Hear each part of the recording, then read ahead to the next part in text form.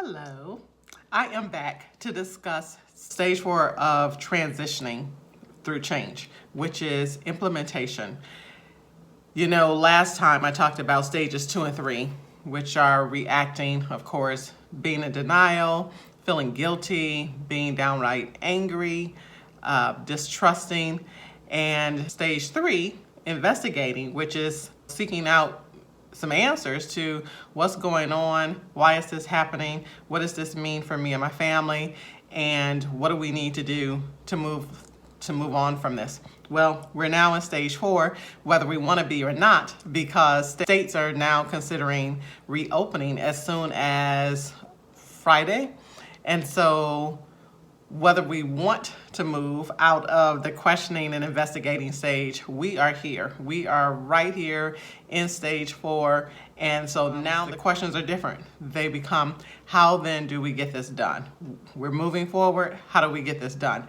And so for organizational leaders, you've spent some time, you've spent these last few weeks asking, what's going on, what's happening, what's going to happen to this organization. And now you should be asking, how do we make this happen? Because you're going to have a slew of changes happening in your organization, whether you want changes to happen or not. It is here, okay? So you have to ask, do employees remain remote, or do they come back into the office? Individuals are not going to take public transportation, out of safety and health reasons, and instead they're going to drive. Do you have the infrastructure to support all the additional cars coming into your parking lot? So this change is really going to affect every part of us, just every part of our organization. And organizational leaders, you've got to ask, do we have the leadership in place who can support all of the changes that are about to occur? Do we have the managers in place who can help employees through their anguish, who can help employees through this uncertainty? I mean, you should have been asking that question a long time ago, but now that employees are going to start coming back into the office potentially, that we need to be concerned about, do we have the right leadership in the right places in order to support our employees through this new normal? Okay. Human resources, a whole bunch of changes for you too, because you're going to have tons of employees. See, if there's any good thing that's come out of this pandemic, is that we've had to stop and we've had to rest. And it's given us time to think and to reflect. We've had time to meditate and to pray. And it's really given us a time to think about, what do we want?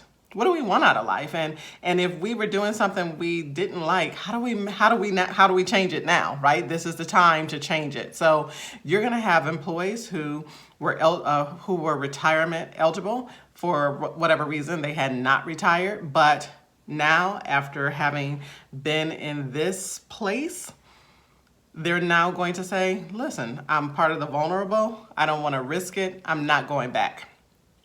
I'm retiring. You're going to have some other employees who they travel 50 to 75% of their work lives.